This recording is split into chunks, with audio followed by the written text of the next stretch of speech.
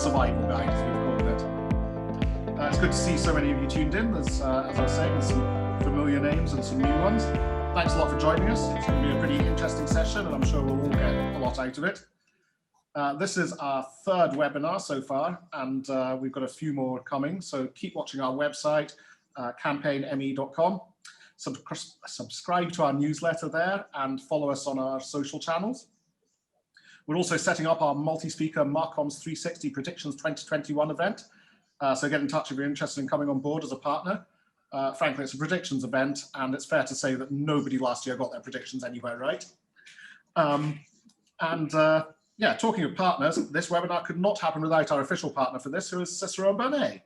Cicero & Burney Public Relations, who I'm sure you all know is an award-winning, fully integrated communications agency, delivers bespoke, traditional and new media strategies to some of the region's most prominent brands, and has a network of partner offices in 29 countries around the world. So thanks a lot for your support, guys. Couldn't happen without you. As well as being on Zoom, we're also live streaming on our Facebook page. So if any of your friends are having trouble getting in here, just tell them to find Campaign Middle East on Facebook, and they can watch the same session from there. If you want to revisit it later, it'll be on our Facebook page, so you can find it there again. There's a chat feature, which I think a few of you have discovered. You can use that to pass rude notes, talk to each other. If you do want to ask any questions, we'll be taking questions at the end of the webinar in about 40 minutes. And best to, so it doesn't get lost in the chat, best to, hi Jill, best to put it on the Q&A box, and we'll try and answer as many questions as we can. We've got a great panel here who I'll introduce in a minute, so I would totally advise everybody to take advantage of the people you've got here. They're here, they're ready to answer your questions. Free consultancy, not even billing by the hour. Yeah, make the most of it. Today we're going to look at comms in a COVID-19 world. We're going to touch on how communications and PR is faring. We're going to look at what its role is and how both how comms can survive and how it can help clients survive through a pretty challenging time. The majority of attendees here are going to be working in marketing, comms and PR, either on a client or an agency side. And both clients and agency are represented on our panel today. So I hope that between us, well, I won't contribute much to this, I'll just be asking the questions, but between my experts here, will help you leave, A, with the realization that you're not alone in the challenges you face, and B, being better equipped to surmount some of those challenges. So I'm joined by Zaib Shadani, who is the Managing Director of Shadani Consulting. Hi, Zaib. Hi everyone. I'm joined by Alex Malouf, who is the Corporate Communications Director, Middle East and Africa at Schneider Electric. Hi, Alex. Afternoon, everyone. And I'm joined by Tariq Al-Sharabi, who's the Managing Director of Cicero & Burney Public Relations. Hey, hello, Tariq. glad to be here. Hi, everybody. Now, without further ado, I'm going to depress us all by asking about the challenges that are facing the comms industry. Zaib, what would you say your main challenges at the moment? You're a fairly small independent agency. What would you say your main challenges at the moment? I think for us, it's been, like for many people, it's been twofold. The first obviously has been cash flow. So it's not revenue or retaining clients or sort of having those locked in. It's the fact that, yes, we have clients. Yes, we've got commitments. We've got retainers for a year. Unfortunately, those funds are not getting released, right? So how do we bridge that gap? A, funds are not getting released, and B, payment terms that had been agreed to in the past are no longer valid. They've gone out the door. So where we used to get paid on a 30-day sort of, we knew, okay, you had 30 days, they have now been revised to 60, 90, and in some cases just longer, with sort of the understanding that, we have a relationship with you. We have a great relationship. I have clients that I'm still working with. We've been working with them for 4 years. So of course there is trust. We are of course going to support them, but at some point it becomes a question of survival. It's transcended the whole relationship, and we trust you and we know we'll get paid, to, I don't know if I'll be here 3 months from now or 6 months from now, because we're still paying salaries, we're still paying overheads, we're still paying, the regular sort of the outflow that we have. That's the first. And the second is demonstrating value, because the first thing to get cut for most companies is advertising, PR, marketing. Let's put a stop to that. And that happened to us as well. You know, when the malls shut down, a lot of our clients are within the luxury space or they have outlets in Dubai Mall. And we were put on hold and we said, look, we're not going to cancel the contract, but we're going to put a stop on it for 1, 2, 3 months, and then we will re-engage you. In theory, that was great for us because we're like, okay, well, there's a light at the end of the tunnel. That has not really happened. Yes, we have been re-engaged, but different terms, different payment terms, but also the retainers have been reduced because we're not doing events. So it's that whole thing of like, okay, well, how do we demonstrate our worth and our value when people don't see it? You know, and that's where we've had to be creative and we've had to come in and say, well, maybe the traditional things don't work. Let's try this, or let's try something different. Are you finding? Sorry, go ahead. So I was going to say, Tarek, are you finding the same? You're obviously a bit of a larger agency, which means that you probably have a broader range of clients than Zabe. Zabe, you're saying, sort of specializes a lot in some of the, or you've got a lot of clients who you were saying sort of are in malls and are in retail and things, and so therefore close down the malls and you're hit. Tarek, are you more protected, and what are the sort of challenges that you're facing? Absolutely. I echo everything that Zabe said. Absolutely. Cash flow is one of the biggest problems we're facing as an industry right now. The difference between different crises, let's say, that happened in the UAE and globally, if we take back in the day 2009, 2010, during the financial crisis, there was maybe a handful of sectors that were really hit badly, and therefore the other sort of clients in different sectors weren't as affected. And so one would cover for the other when it comes to sort of payment terms and stuff like that. But right now, the issue that we've had and we've been facing for the past 8 months, I would say, is that it was across the board, every sector, government, private, public, you name it. So this is where it became very much challenging. Number two, if I want to add to what Zabe said, is it actually, if you remember, it started really hitting us big time somewhere around March, April, which is basically where, I mean, all of us know in this part of the world, especially in Dubai, this is where the bulk of all the activities take place. So that's when the city comes alive, and so all our plans were just shelved instantly. In a few days, everything that we had planned for the sort of season, the up season, or up until Ramadan or summer, just had to be shelved. So what do we do then? We had to reimagine everything. Like Zabe said, become extremely creative. I always say to people that there definitely been cons, but there are also pros from this pandemic, and one of them is the level of creativity that it pushed us to reach. Alex, you've worked both client side and agency side, but I'm going to be largely leaning on you as a client in this. Have you been sort of demanding more different of your agencies, and how sustainable is the situation that Zabe and Tarek have just suggested? I could be cheeky and I say we're always demanding more, but it's tough right now to be an agency. I think clients need to recognize that. A lot of clients have had to cut budgets. We've just simply followed what Global has told us to do. But it doesn't. You want your agency to focus on the work. You don't want your agency to focus on chasing payments or on thinking about cash flow. And we've got to go back to, I'm not going to say to normal, but we've got to go back to valuing agencies more, especially when it comes to to retainers or to projects. We've got to stop paying people what they're worth. And we are getting to the end of the year, and clients need to think what happens in 2021, because obviously the virus is not going to magically disappear on New Year's Eve.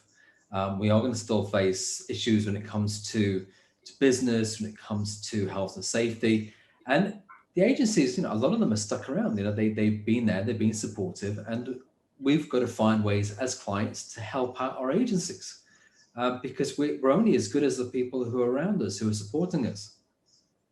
How do you help out your agencies? I'll ask you this, and then I'll ask Zabe and Tarek whether they've actually seen any of this from their clients.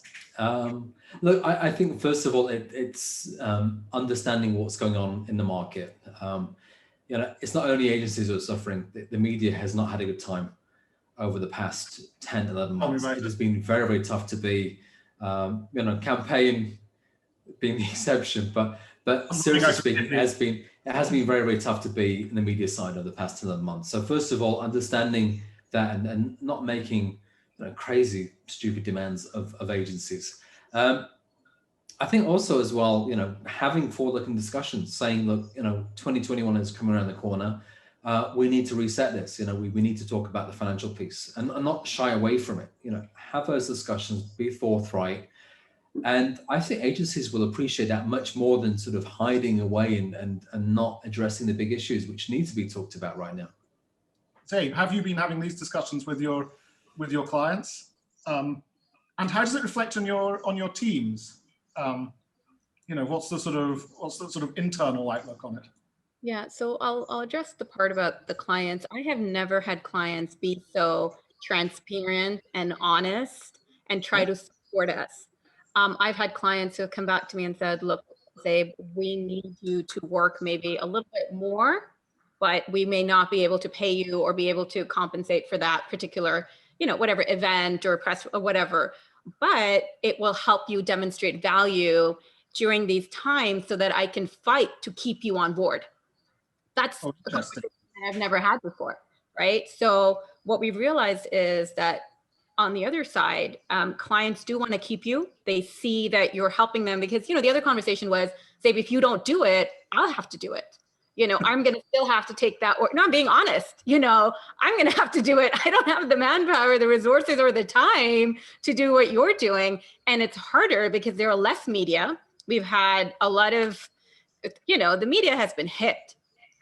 We didn't have print for a while. They weren't getting circulated. So the marketing teams still have to show value as well. There are no events happening. Well, how do you do that? So we've had conversations where they've come back to us and said, what can we do to show that we are still working so that we retain our jobs and that we keep you in the long term? That's a conversation that I respected and I really appreciated. Sorry, what was your other question, Austin? I think it was, how are your teams coping with this? Because obviously they're being asked to do either more for less, or I'd imagine, and sometimes less for less. Are they, yeah. So if you have to take a step back and look at the wider picture. The wider picture is that people around us are getting laid off. People with a lot more experience than me are finding it challenging to keep down a job. It's difficult to find alternate employment. And I think that the mind frame right now is hold on to what you have. And companies are valuing employees who see that. So I have colleagues that have come to me and asked me outright, are you going to lay people off? How are we going to be financially stable? Because they see it. No one is blind. We know everything that's happening. No one is immune. Those are conversations that are uncomfortable, but we've had to sit down and say, look, guys, we're going to do our best. It's me taking a salary cut and then moving from top down, you know, the sort of the entry level and all of those employees and colleagues are safe, but the higher up, obviously we're all taking cuts, but we're having conversations around, well, what can we do in the short term? Can we do little projects that will give us a little bit of revenue? You know, can we do writing projects? Can we do copywriting? Can we do editing? Things that we wouldn't traditionally do because we're a small to mid-sized agency. We tend to go for retainers and projects, you know, things that would pay us 500 dirhams or 1,000 dirhams. We wouldn't even think about because we're like, okay, no, that's not a good use of our time. But we've had to look at that. That's one thing.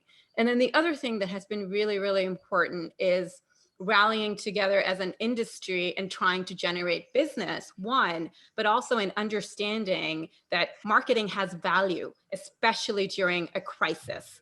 Because if you remember, sort of at the beginning of the crisis, the first thing that happened was everybody pulled back budgets on marketing, ad spend, all of that stuff. Your media, that was the first thing. And Alex will, I'm sure, sort of back me up on this. That's where the tap we just put a stop on it, right? So yes, we're working as a company to work with our clients, but something that we did was, and I did this personally, was start writing for different magazines and articles about the value of PR and trying to make people understand, no, you need to invest more. you know, you need to be doing this. We talk about Kellogg's, for example, during the recession. You know, they were one of the few companies that pumped in a lot of money during the recession. And when the recession ended, their profits were up 30%. So we have history that demonstrates the value, but people don't know it. So, you know, we started doing free webinars and writing and trying to come together and support each other in this way as well. And I wasn't the only one. You know, there are other. I'd use this case to plug Campaign. Go to campaignme.com and you'll find articles and videos by Zabe, by Alex, by, have you written for us, Tarek? Certainly. I know a couple of times, yeah, I need to catch up with Zabe. You have a couple of times, and Ahmed writes for us regularly. So all you guys are big champions for the industry. And I think that I'd advise that our listeners, watchers, attendees, whatever, our audience to leave some of those articles, you know, lying on the chief financial officer's desk every now and again to sort of point out how important PR is.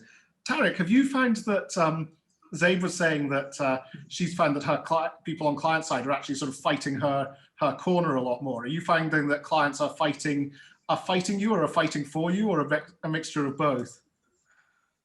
Look, I think one thing that has happened, again, I'm always trying to look at some of the positives that came out of all this and still coming out of it. I'll just go back to what Alex and Zabe said about value.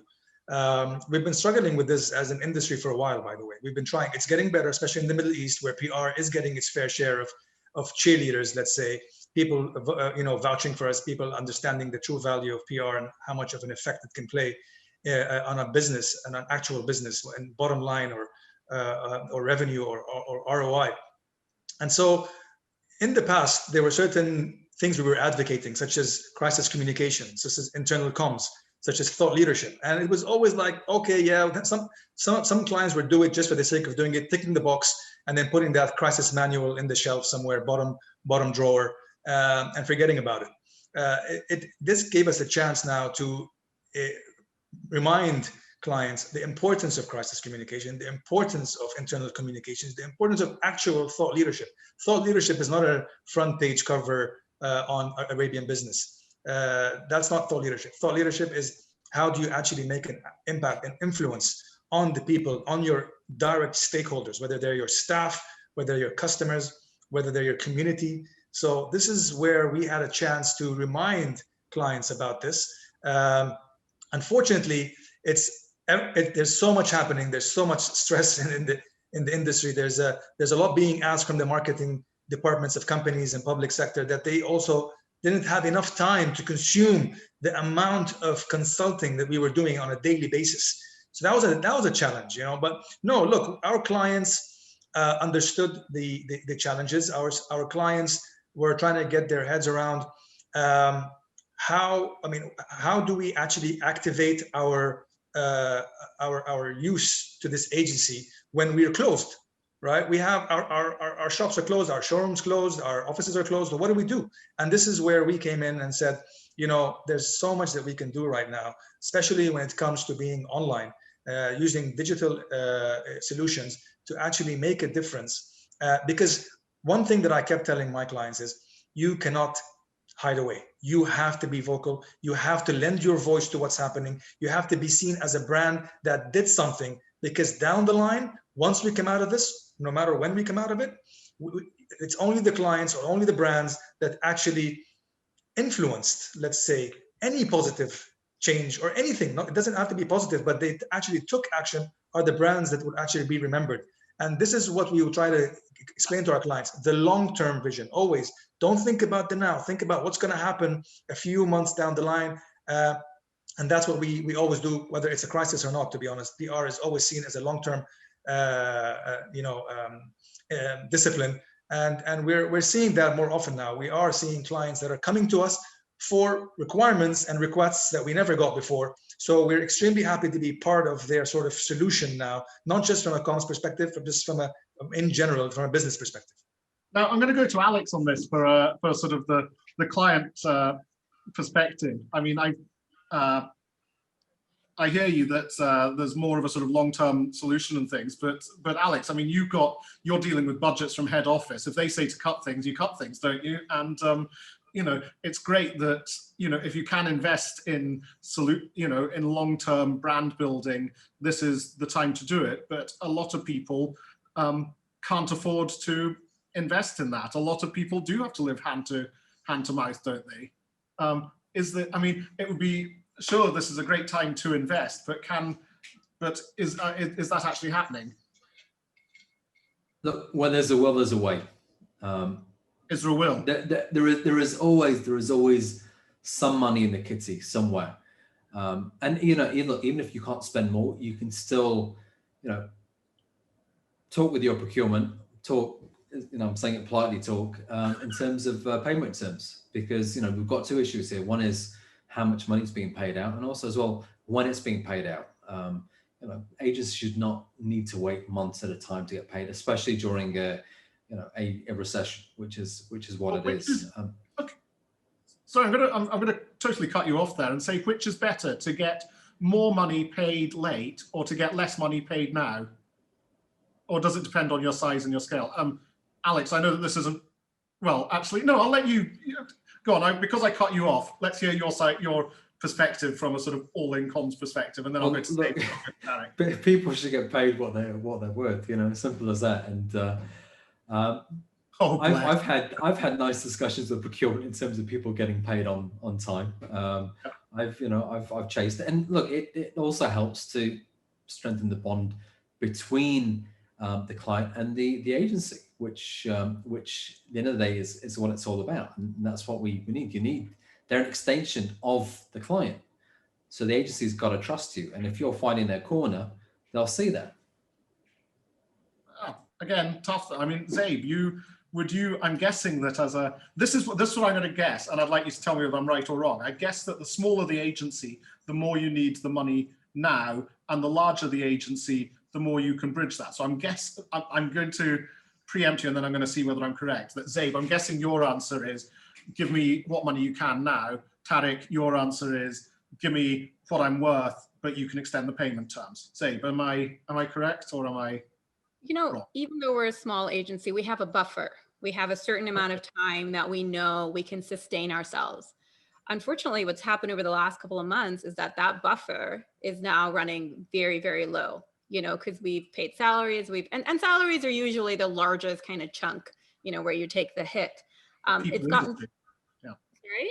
We're a people industry, yeah. We are a people industry, and we value our talent. That is what we invest in. So for us, we pay what is the market rate, and that's how we go forward. We're at a point now where it's a choice of, can I wait another 6 months, or can I pay my people now and give them that peace of mind as well? Because if I start reducing their salaries, it's going to take a toll on them mentally. So their performance is going to suffer. And for me, because I'm in that situation, I would rather take, if the client says, okay, we'll pay you 20% less, but we can pay you now, I have the value that I get from that now is tremendous, because it will give my employees, my colleagues, peace of mind. And that is what I need to give them. I need to let them know that I'm doing whatever I can to help them put food on the table now. Tarek, piece of food on the table now, or food on the table now for Adi next year? Again, one of the main themes for this pandemic globally has been, we're in this together, right? We always claim to, as agencies, we always claim to be our clients' partners. We don't refer them to even as clients. Well, at least at CMB, we call them partners. So, partners are there in thick and thin. So, and right now it's quite thick. And just like I would expect my client to be understanding, to support me, I'm expecting them to, I feel that they need to feel that we are supporting them as well. The name of the game also is communication. We're in the communication industry. And like Alex said, now we find ourselves talking more to procurement, for instance, to finance, more so than ever before. Procurement we used to hear from them from the beginning when we pitched, and never again. Even renewals of contracts on a retainer would happen with our marketing, with the marketing departments. But now we find ourselves talking more to procurement, talking more, and that's the secret there. We just need to communicate. They need to hear us as well, because they've also got certain targets. They've also got certain mandates.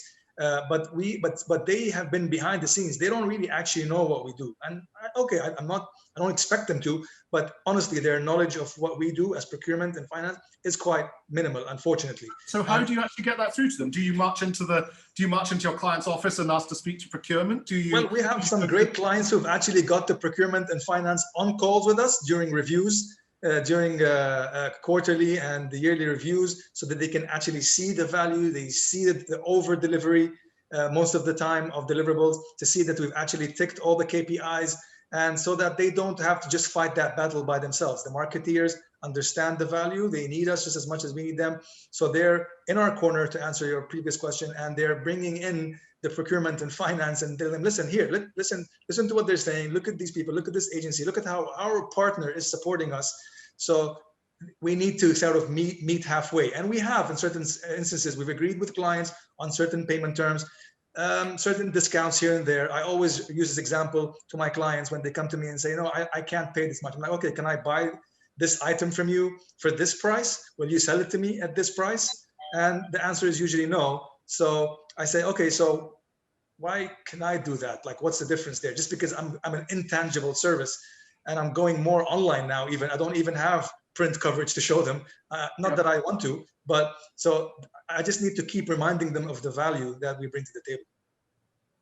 Fair enough. I mean, I guess one of the problems, though, is that the value you're bringing to the table is very often utterly intangible. It's, Zaid was talking about, I'll take the example of PRing the PR industry, that you've all written articles for my magazine, for other magazines. You're all sort of well-known names out there on the market, but there's no way that you can put an actual value to that, to say that, I don't know, Zaid's article on crisis comms in Campaign has brought in this much business. So if you can't do that for yourselves, how can you do it for clients? You're going to clients saying, well, look, we've done this and this and this. And they're like, yes, but how's that actually measurable? Is measurability a problem, Alex? Maybe. Look, I think measurability has been long been an issue. Showing value has also been an issue, even though everybody I know seems to be an expert in communications. You know, everybody I deal with has an opinion on communications, what we need to do, what we don't need to do. Well, you know, the only person who doesn't have an opinion, Austin, most of the time is you, which is great. You know, I just have a chat with you and I just give it straight, and you're like, you just listen, which is fantastic. But look, I think we prove our worth the most during a crisis. And the past 10 months, if we haven't seen the value of communications, and there's something very wrong in the organizations that we're in. You know, we've worked ceaselessly on health and safety. We've worked internally in terms of ensuring that there is business continuity as well. Likewise, and the same with our customers. The really smart brands have actually gone out and they've communicated as well in a different style. You know, they've listened more, they've engaged more, they've shown more empathy, and that's all been comms led, or a lot of it has been comms led. But again, I'm giving to the best case scenario here. I think that the challenge is, and I can say this on the client side, we need good people, more good people on the client side. We need more people on the client side who really know what comms can do, and they take that relationship. And you know, they work inside their organizations to win the leadership, the management over, because the more they do that, and then the more value they can show internally, because it starts really with the people inside the client. The more that the team internally, the more the leadership team will see the value, the finance person will see the value. So obviously they'll buy in. The legal person will see the value. The HR team will obviously see the value. So really, it starts with us on the client side. Agencies play a huge role in terms of helping, but we've got to do a better job selling ourselves as clients, as communications who are client side. Where do those good people come from, Zaid? When you're working with the really good clients, where do you tend to, you know, what sort of path do you find that, you know, when you've been working with standout PR managers, marketing managers, what sort of path have you found that they've taken? A lot of them have come from the agency side, actually. It's interesting. They've been picked up, they had agency experience, and then were sort of elevated through the ranks in the corporate side. Look, for us, someone Looking at you, Alex. Yeah. So of course, I totally didn't put two and two together, but that's your career path too, isn't it, Alex? Look, I could never talk about myself. It's always about somebody else. Austin, maybe she's referring to you in the future. oh, absolutely. When I go to the dark side. Come over. Come on. Yeah. But I think it tends to be someone who's had hands-on experience. I think that's really, really important, because when a client comes to me and says, I want to be on the cover of Golf Business, it's possible. Of course we can do it, but there's a way to do it. It's not, I snap my fingers and there you are. So it's understanding the challenges and the fact that PR takes a little bit of time. It's not like advertising where you pay and then you can choose back cover, this is the picture, you know. So there's little nuances along the way that you pick up because you've been part of the industry or you've been exposed to it. When you come from a different discipline, we had a gentleman who was my counterpart, but he had a finance background, you know, and he was sort of absorbed into marketing. That was a challenge because he was used to paying for things, you know, and for me to sort of go back and say, I can get you an interview, but I can't guarantee it'll be on this page and this big and, you know, that sort of stuff. And that we can't even look at it and vet it and sign off on it, because an interview is very much at the discretion of the journalist. So it's little challenges like this that come along the way. So the more exposure they've had, the better for us, because we work in sync. And a lot of times they can preempt the challenges that we will face internally within the organization. If it takes 8 weeks to get approval, if the CEO is out of town, whatever it may be, if they can preempt and allow us to work around it, it'll make our jobs easier. Tarek, what else can clients do to make your job easier? Look, to be honest, it's also on. I mean, I appreciate what Alex said, but it's also on us. You know, there is a role we play. Look, there's certain things that we used to do are completely out the window now. A lot of traditional methods, like the way we deal with our clients, we were very sort of reactive. We were very, you know, I would say by the book. It's no longer that way. You know, we have to communicate with our clients just like we do with anyone, right? Just speak your mind. You're an expert. You know, make your decision. Sometimes it's even a gut call, to be honest with you, and talk to your clients. And one of the things we have to do is educate them. How? We've done presentations where we've just asked the client to give us half an hour to get them to make them understand what's happening in the world, because we don't expect them to sit there and worry about all of that. That's part of our job as well. It might not be written in print in our contract, but it is our job. We call it What's Up World. All right. So let's tell you what's happening in the world. All right. And let's show you examples and then consult and tell you, look, we feel that we should do this for you. We should do that for you. Another thing about bringing value is changing also the certain methods. So right now, as PR agencies, when it comes to reporting, we used to do it, you know, with column inches and AVEs and God knows what. We are sending reports now with impressions. You know, we're sending reports that have clicks. We're sending a report that shows conversions. All right, we're sending. Are clients accepting those reports, or are they still asking for AVEs as well? Because it's all very well that you can measure the things that really matter, but if you have a procurement guy who only understands AVEs, then all that's in vain. You're wasting your time with your clicks. And it's all about the packaging. When you package it nicely, when you show them big numbers and figures and charts, and you show them a video or a snippet of his programmatic BR that's on CNN.com that he didn't pay for, he's like, wait a minute, when did we buy that space? Guess what? You didn't. You only spent 1,000 dirhams to push it out programmatically.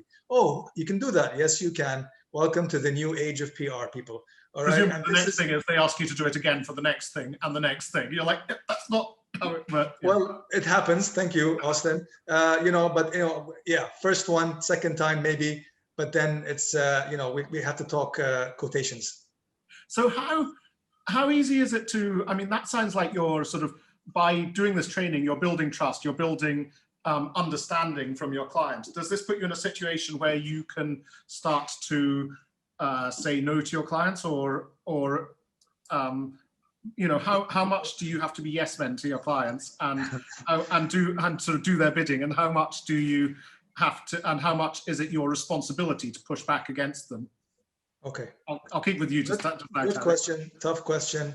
Alex, close your ears. I'm trying to get his business, but anyway, no. Look, look. It's again, like I said, we have to also put ourselves in the shoes of our clients. Honestly, all right. Do they do that for us? I don't know, but we have to. All right. It's part of the job. It comes with it. There are certain things that I always tell my team, certain things come with the job that we might not like it, but trust me, based on my experience, based on some of those gray hairs that I have, I've learned it the hard way. All right. So clients, more so than ever, are in a stressful mode all the time. They are asked to show actual, revenue or let's say impact on the business. They have been given more responsibility. They're becoming more part of the sales meetings, and they're expected to show sales targets. So this is a lot of stress, okay, that builds up, knowing that also your job is at risk.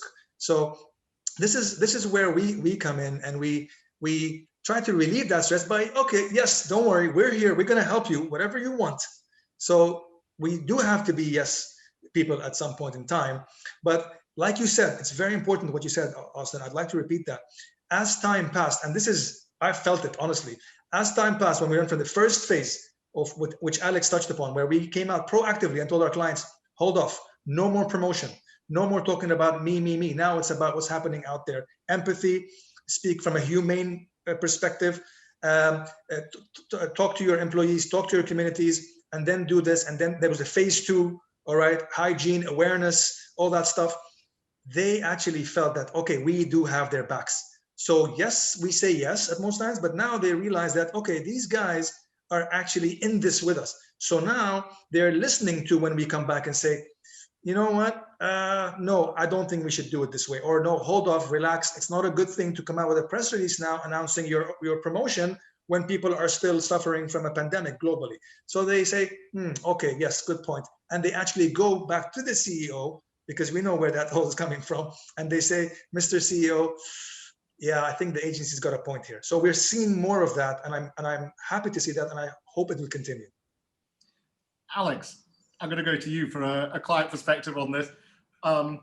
Do you ever go to your agencies and get pushback? And when is that a good thing and when is it a bad thing? I mean, I'm sure you're never wrong yourself, but I love my agency. It must steer you gently towards a different course. I love my agency. They're a great agency, and look, they say no. The agency head, who you know very well. Yep. His saying no is almost like saying a yes. He has it down to an art. And obviously you know who I'm talking about. But look, I value his advice, and I value the advice of the team as well. They're not saying no to me with, just to stop any communications going out. They're giving, and this is what they do. They give different ideas to make the communication more effective. And I say to a lot of people, communication is listening as well as speaking. So likewise, clients, we have to listen to our agencies. Our agencies are out there. They're dealing with different industries. They're dealing with different media every day. They have different perspectives. So let's treat them more like consultants, and rather than just yes people who will do our bidding, because that should not be how it is. Well, can I just jump in here for Austin? Please, yeah. One thing also people need to understand: clients, the urgency, the critical situation we're in when it comes to comms now. A small mistake with a tweet or a hashtag or an activation can really have very major negative repercussions on your brand.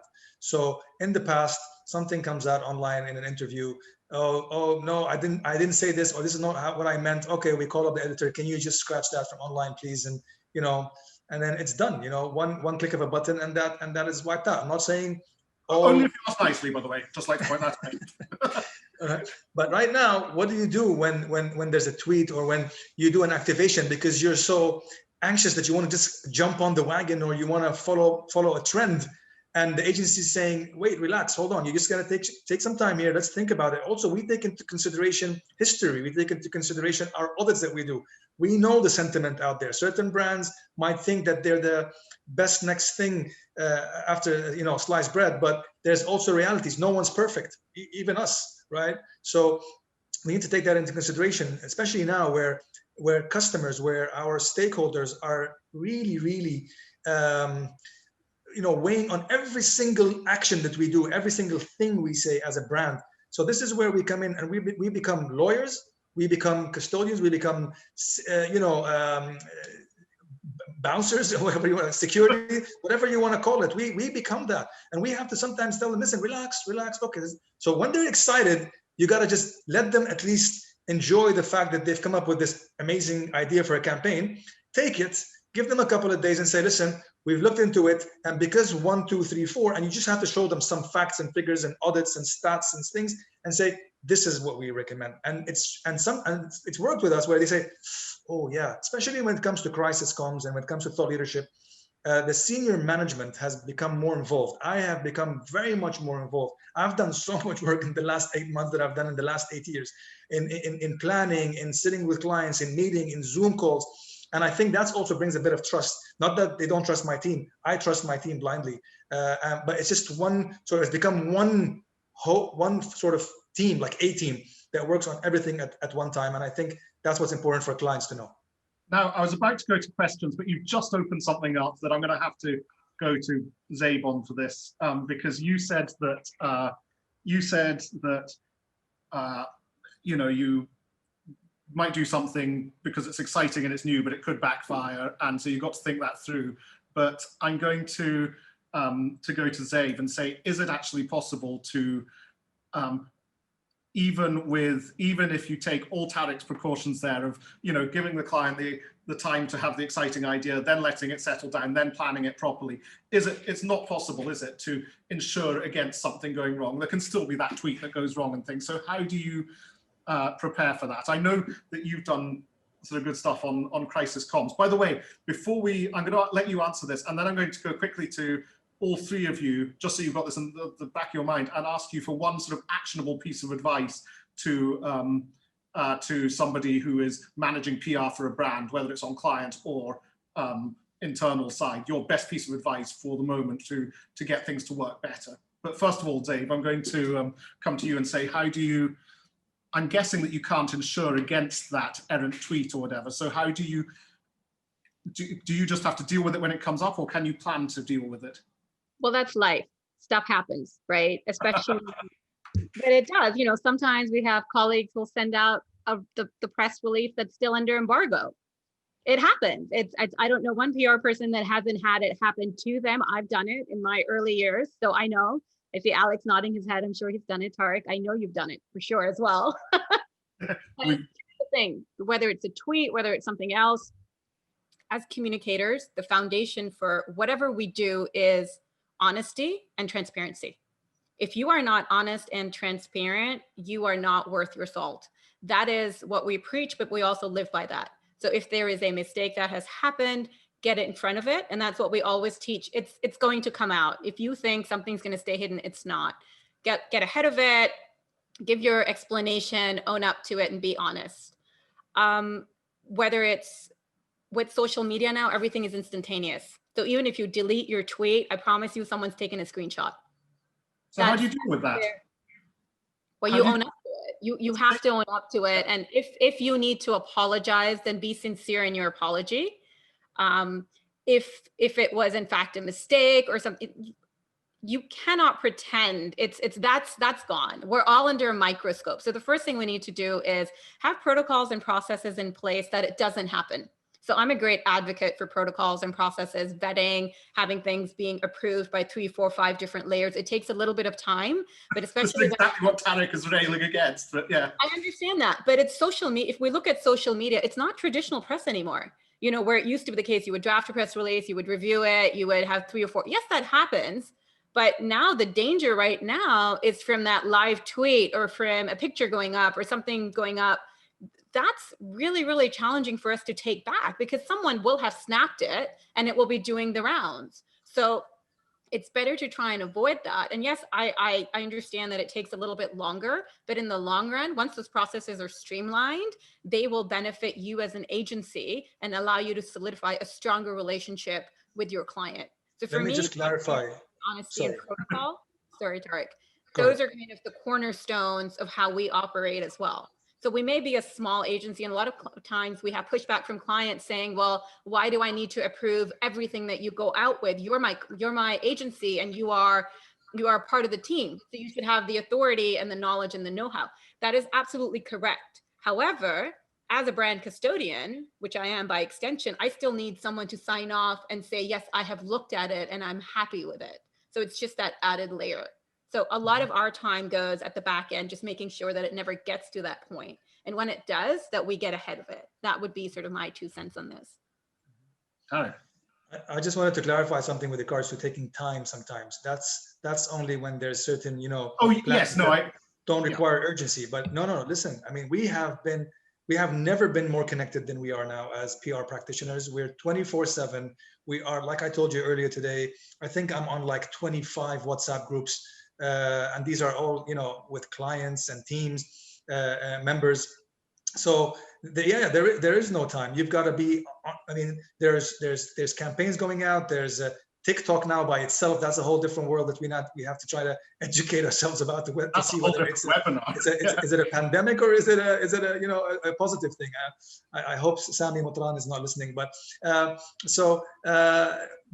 what I'm saying is no. We have to be eyes, ears open, 24/7, WhatsApp reachable, weekends. There's no time to say to yourself right now, you know what? No, I'll let this pass and I'll think about it tomorrow. Absolutely not. Some of the team members that are with me are on this call today. They know what we're talking about here. But certain things sometimes allow us to take some time to think, and that's where we have to be a bit sensible about it. That's all. But if I might jump in here, Austin, when we talk about PR, it's not the PR of even 3-4 years ago.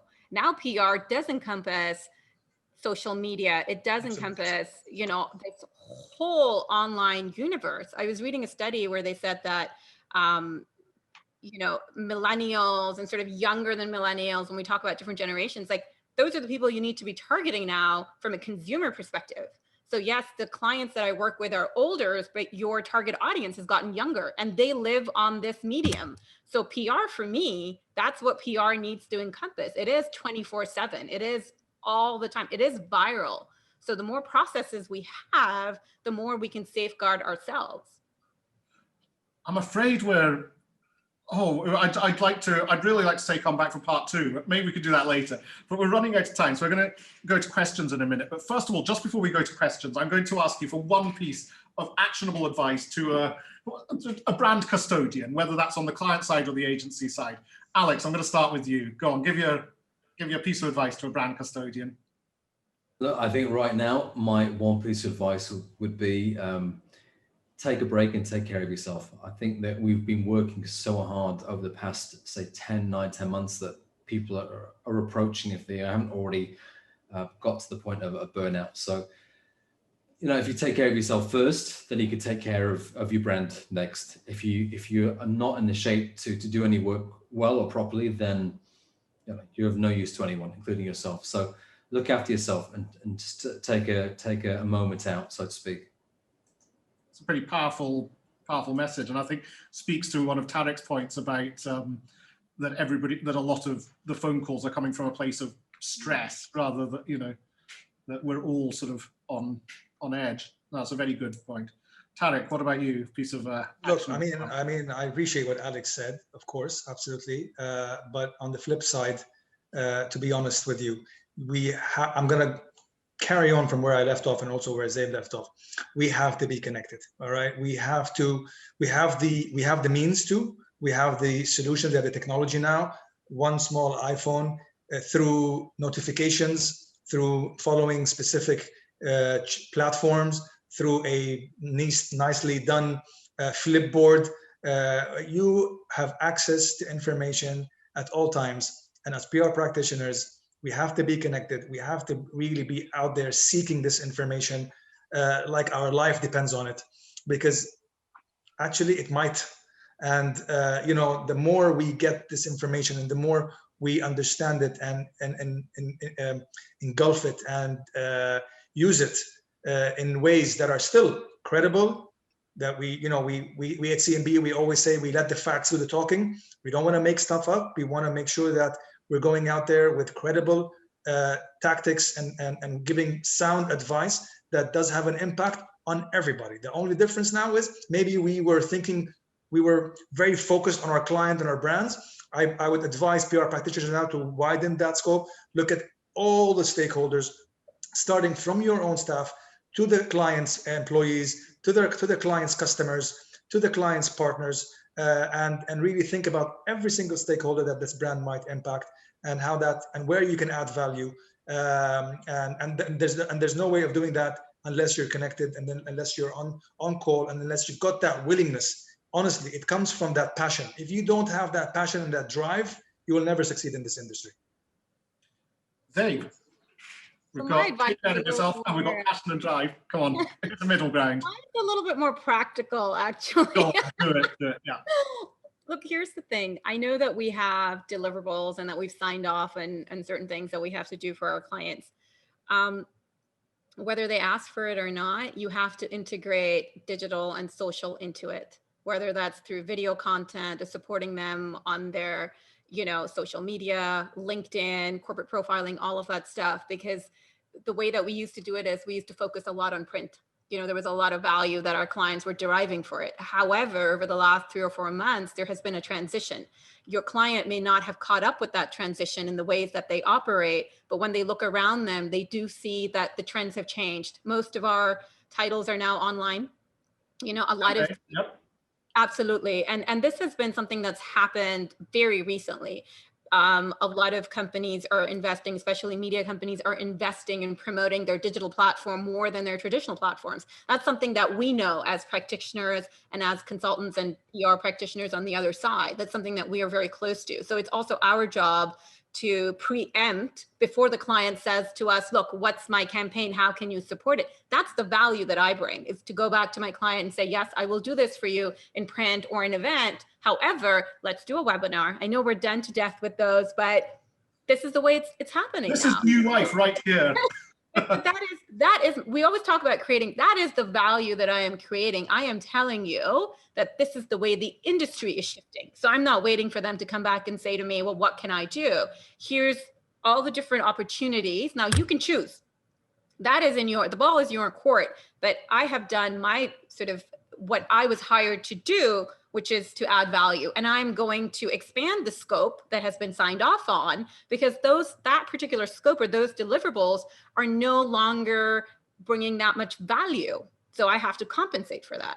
And for me, the advice that I would give every agency is look at how you can integrate social, digital, video, all of that into your existing campaigns and your existing plans. That is what will guarantee your survival. Excellent. Now we've got time for a couple of questions. Actually, we don't have time for that many questions. We'll make some time. Time as we've all learned during COVID. Time is an illusion. So I've got a question from Meeta Srinivasan, who I think a lot of us know, and she says, should we as agencies also say no to a new client if they don't understand the business and not look like they're not open to understanding it? In other words, can you afford to say no to clients if they're just going to make your life hell? Who wants to take that? I'll give it to one of the agencies. Tarek, do you ever say no to clients?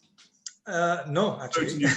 So, it's been a policy, like I told you, since day one, ever since we were 4 people in a small office in Bar Dubai, and we've maintained that methodology. We've seen clients change their mentality, see the actual value from sometimes even the first month. It's up to the agency on how to package it, how to bring it to that person in a way that makes him understand why we exist. I mean, there's a lot of us out there, so we must be doing something right for us to exist. And if you look at the industry and you look how old it is, we've been there for a while as well. So It's the way you package it. It's the way you also hold their hands and make sure that you don't overwhelm them from day one. A lot of times they've taken a risk by bringing on something that they're also questioned about, like, do we need a PR agency? Yes, everyone's doing it. Let's give it a shot. So, and then if the agency doesn't deliver, everyone's like, oh, you see, we told you, you don't know what you're talking about.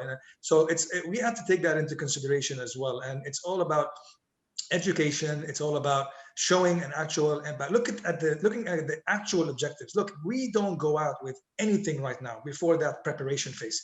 Now, sometimes we've had the luxury of time, but sometimes we need to wrap it up quickly. And this is where expertise comes. We quickly audit everything there is to audit about this client and say to them, look, when you start talking to your client about themselves and things that they thought that you never knew, they say, oh, okay, and they start listening. They start nodding their head. And this is when they start lending you that control, giving you that control to tell them what to do. And so the more information, it's all about information. It's all what you do with it, how you package it, and come back to them with something that doesn't overwhelm them, something that doesn't sound like you're just trying to make money out of them. And then hopefully the results will come in quickly, because there's easy ways of getting quick wins now through social, like Zaid said, through other means of digital PR. And that's what's going to get that trust. Surely though, there are clients that you just don't click with. Surely, I mean, should you then take them on as a risk and say, we'll try it and see whether it works? Or if you're pretty sure from the start, should you just say no? I mean, we all know that different agencies have different styles. And obviously, if every agency was the same, then it would just be a cost thing and job done. But a lot of it is, and if clients get to pick the agencies, how much, should agencies be able to pick the clients? I know that the obvious, I'd imagine that at the moment, as we've spoken about with cash flow and money and things, that it's very hard to say no to a client. But let's say a few months down the line, as things get a bit better, as clients start coming back to the market, as they start asking around for agencies, maybe they are putting things out to pitch because they're looking for a bit better value, a bit different service. Can you see yourself, saying no to a client because it looks like they, as I say, Mita puts in two things. She says if they don't understand the business and look like they're not open to understanding it, and that's a real life scenario though, Austin. This happens a lot of times. People think they want PR, but because they don't understand the business, that's not what they want. So either they want marketing, or they want advertising, or they want lead generation, which they think is PR. So we can support you with all of those things, but the core PR function that we're offering is quite different from that. And that happens more often than not. We'll have people come and say, look, I want an ad on so-and-so page, or I want to be here. I want to be, on the cover of Harper's Bazaar. Okay, but we kind of need to talk you through and have a strategy for that. And sometimes we're not the right fit for them also, because if they're not open to change, if they are not looking for an advisor, if they are just looking to get what they have printed, then we are not the right partner, because we challenge and we give up, different options, and that's how we operate. And you talked about the fit. There are a lot of different agencies. There are agencies that are happy to go along, and then there are agencies that will challenge you. And I'm quite outspoken, and I get to work with all of my clients. So, if you don't gel with me, we're not going to be able to work together. But it's over. Yeah. It's not, but we have to be honest as well, because you don't ever want to get a reputation as an agency that will work with anyone. And Tarek, that's not to contest, you guys are a larger agency than we are. We're quite small, and it's very personal. But reputation is everything. So you also have to know, well, where am I a great fit, and what can I do for this particular client? So that is really important. And people talk, we have a 90, I think it's almost more than 90% referral rate. That's how we get our clients. So it is very much based on what people say about us and the feedback that they get from us. So we have said no in the past where we didn't see a fit, or where we felt that actually PR is not what you're looking for. You're looking for something else. And sometimes it's better for them to go with an individual freelancer or a consultant who can sit in their office and actually guide them a lot more than we can. So they'd really want an Alex. They'd want a sort of an in-house comms professional more than an agency, is what you're saying for some people. It happens. It just depends on what their specific requirements are. It's quite rare for us to turn away clients, especially because we want it to work. So we will bend over backwards to try and accommodate our clients' requests and also meet targets and deliver and perform. But sometimes right from the onset, you know that the expectations are unrealistic because you're not a right fit for them. And that's where your experience comes in as an agency or as the person on the other side who understands that and says, look, we're not a great fit for you, but here's another option. So you always leave them with an option. Even when we turn down a client or we say we're not a right fit, we will point them in the right direction. We have partners, we have freelancers. You never want to turn someone away with no options, because they will remember that you helped them and you supported them. And then if in the future someone else comes to them, they will say, look, this person was not a fit for me, but here's their number. So you try and cultivate a network around you of people who are supportive and collaborative. Alex, you've just unmuted yourself. What are you're dying to nudge in there, aren't you? Look, I think you've got to, if the fit is not right, then you've got to say no. You don't want to be, I could even say an abusive relationship. I've been on the agency side, and there have been clients I really don't like to work with. There are people in the industry who don't have great reputations because they're very, very difficult to deal with. And it's maximizing the money you're making. And if you're spending all of your time focusing on one specific client, then it's just not worth it. It's just not worth it. So, sometimes it's actually better to say no than it is to say yes. But this is where good people on the client side come in. You've got to have good people who understand what comms is all about, who understand what you can achieve with comms, who can essentially win over the rest of the organization to what needs to be done. Without a good person who understands what's going on the client side, agencies will always find it difficult. I've got a question for you here, Alex, from anonymous attendee. Interesting. It's always good. Who's anonymous? Exactly. It says, interesting points made about clients understanding an agency's role. Good.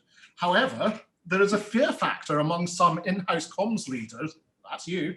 Well, I mean, that's your tribe on this panel, to share agency ideas with their CEOs. Therefore, plans and ideas go nowhere, to the frustration of agencies. How can you address this? Have you seen this?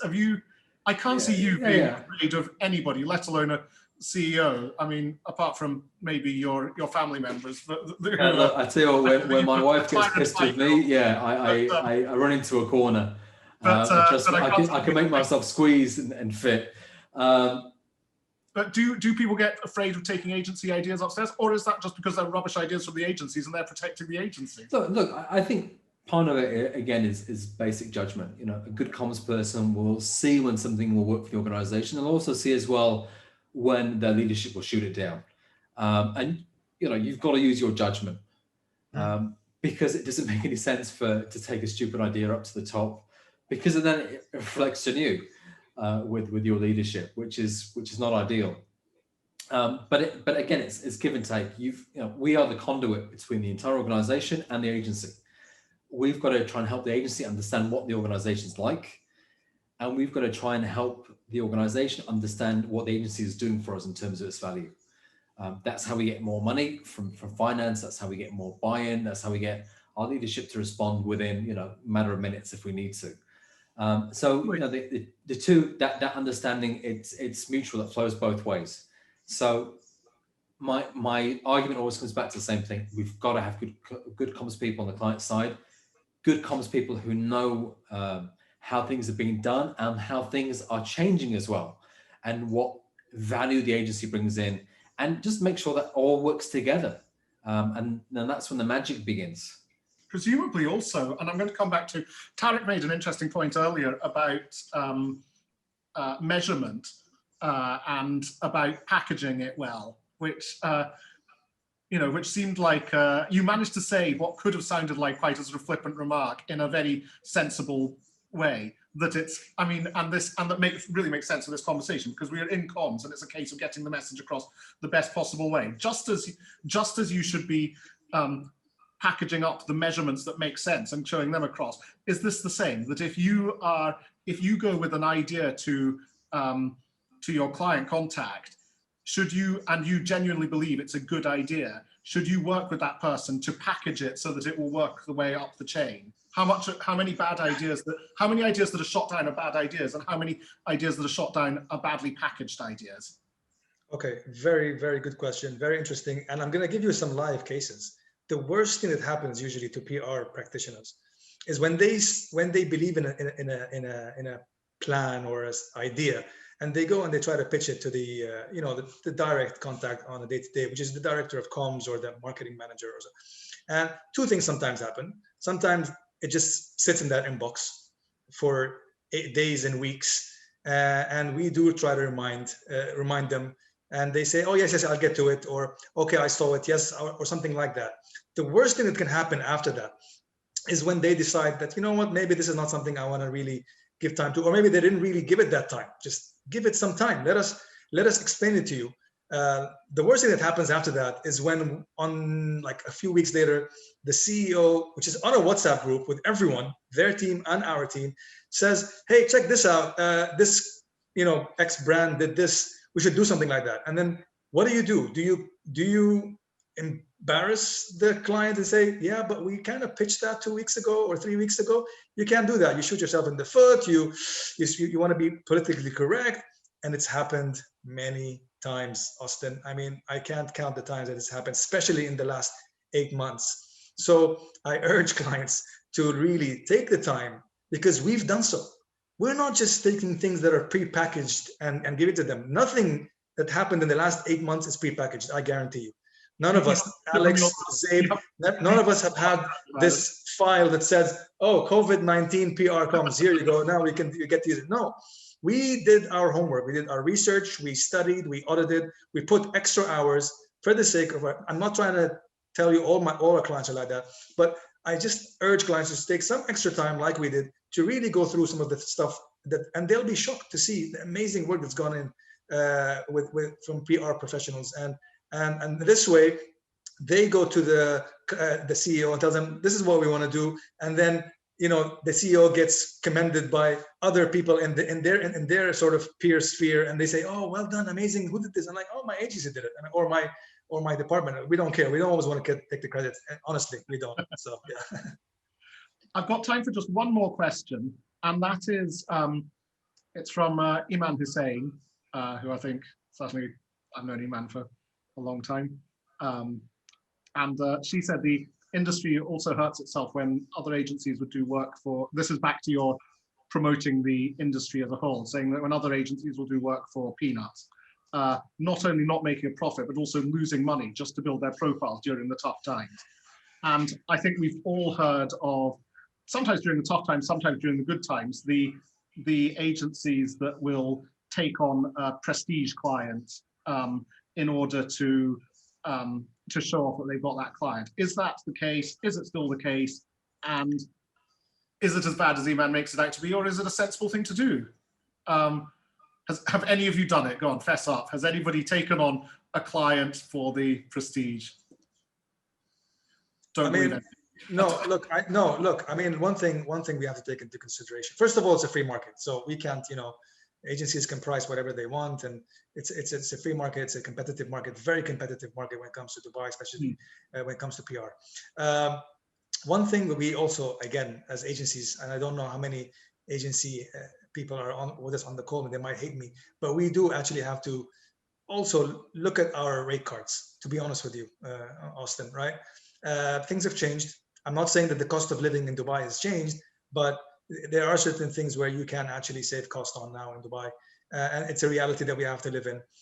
So as an agency, we do sometimes take into consideration revisiting our rate cards to a certain extent. If we see, to be honest, not about the prestige of the client, it's to see if we see actual value in what they bring to people, right? If we feel that there's a brand that has a lot of potential, and there's a lot of amazing things. Again, we as agencies, I think Zaid also might agree with me, and Alex, based on his experience, we sometimes just love to have a client that will allow us to go crazy. All right, because that's when we show our true colors. All right, if someone comes and says, listen, I've only got this budget, but I believe we can do so much, but if we can start off with a minimum wage here, and they're open to us to really invest and work together and honestly grow the partnership. It's not always this case. I agree with a lot of my with panelists here, sometimes they give you that false hope. Yeah, work with me now, and then windows will open for you in the future. And we never see that happen. But there are a few clients out there that we've experienced that with. It's a number of things that you need to take into consideration: what they're offering, the brand, how open they are for us to actually work as partners, listen to us, and allow us that freedom to show what we can do as an agency, and that's going to also benefit us as well. Okay, Oh, sorry, Austin. no, I was going to say that's a really interesting point, that it's not just a case of the money, and the prestige of a client can come from the client name, or it can come from what the work that you can actually do with the client, and those seem to actually be poles apart. That one is something that you're just buying by dropping your rates, and the other thing is that it's something that you're earning by doing the work. Sorry, Zaid, go on. I was going to say, it's one thing to be flexible with your rates, which is something that we've all had to do. You know, we've adjusted. I don't think that we would ever work for peanuts, because you have to cover your costs. You also have to remember, if someone is investing in you or paying you during these times, they're expecting more than what's on the paper. That you know, that's a given, that I will be putting in more time. So I already need to go into it thinking I'm making a loss here. But you have to kind of be prepared to off peanuts is not going to work. I think that's a very, very short-term strategy. The other thing is, marquee clients have been there forever. Prestige clients are not something that happened, you know, because of COVID. They were always in play, but it depends on the size of the agency as well. For us, we're kind of smaller, we're more boutique-y. We've had clients approach us and say, you can leverage our brand name and our prestige to get more clients. Now, in theory, that's great. Practical sort of reality, it doesn't translate. It takes a long time for you to be able to capitalize that goodwill and that name and to shop that name around. So for us, we tend to stay away from prestige clients where we're offsetting their name, you know, in terms of, okay, well, I'm not going to pay you that much. Maybe I'll pay you 1/8 or 1/6 or 1/7. And sometimes it is that low, you know. Wow. Yeah, it's you would not think that was the case. But in our experience, that's what's happened, because they have this incredible brand equity that they have leveraged in barters and partnerships. But again, for the size of agency that we are, it doesn't translate. If we were a bit larger and we had that network, yes, we could use that. So it just depends where you are on the scale as well. So that's kind of my 2 cents from the perspective of a smaller, kind of more boutique agency. Alex, can you, and we're going to have to wrap up after this. I think I can guess your answer, but can you think of any, I mean, can you see a situation where agencies might be justified for making a loss on a client? Or is that harming the industry? Never. No, look, an agency should never make a loss on a client. And if a client does that, then they're wrong. If an agency also does that, then they're wrong. You know, I want my agency to focus on the work, not on money issues. I've worked with big agencies, I've worked with small agencies. All I care about is how good the people I am working with are and how much they're going to help me in terms of getting out my story. And also as well, listening to what's happening with my stakeholders. That's what I care about. And that could be, look, that could be a one-person shop. For me, it doesn't make any difference. You know, I've worked with the biggest agencies. Sometimes they've been great, sometimes they've been awful. It's not about, you know, size. It's not about the pitch deck with having 100 logos in there. It is the quality of the people I'm working with. And that's why I love it. And this is what I'd love to see more. Comms people on the agency side actually going out and sharing some of their expertise. You know, Zaid does it. I know Tarek does it as well with you. But we have got to promote what we are doing more as an industry. And that really, as a client, that's what interests me. People actually go out and put themselves out and say, this is what I basically know. And this is what I advise in this situation.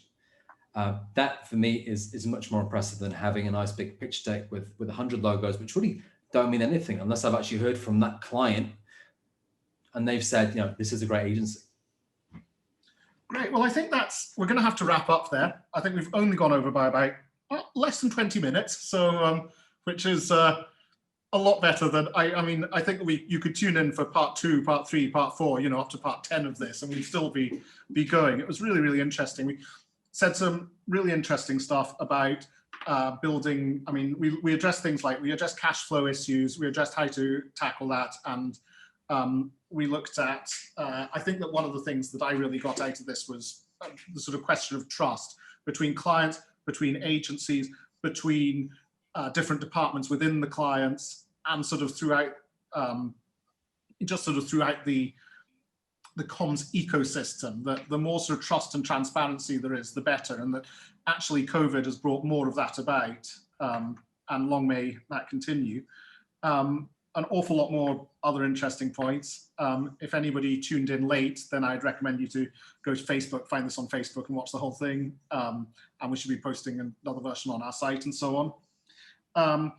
I'm just going to say, I'm going to wrap up now. So thank you again to our sponsor, represented here by Tarek, from Cicero and Bernet Public Relations, which is a new age leading digital PR agency in Dubai, offering consultancy, media relations, influencer content to the UAE and GCC. That's a different blurb, by the way, from the one I led in with. I like to mix it up. I see you spiced it up. Thank you. But it's what can I say? Variety is the spice of life. No, thanks a lot though to you and the Cicero and Bernet team. Again, I think brought a hell of a lot of value there as well. Thanks also to Zaib Shadani, Managing Director of Shadani Consulting.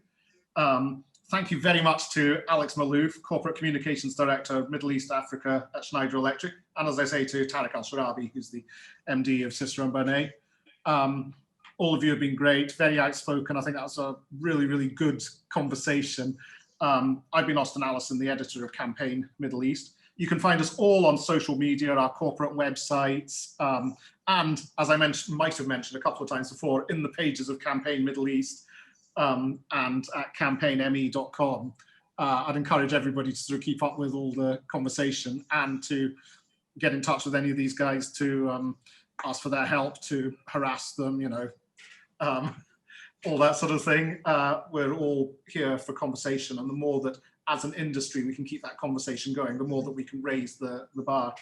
So thanks also to the team at Motivate and elsewhere behind the scenes for making this happen. Thank you to everybody for joining this. I hope you enjoyed it. I certainly did. So stay safe, everybody, and see you at the next one. Thanks, guys. Thank you very much, Austin. Zaib, Thank Alex, you very much. Have a nice day. Brilliant. Thank you, everyone. Have a good day, everyone. Take care.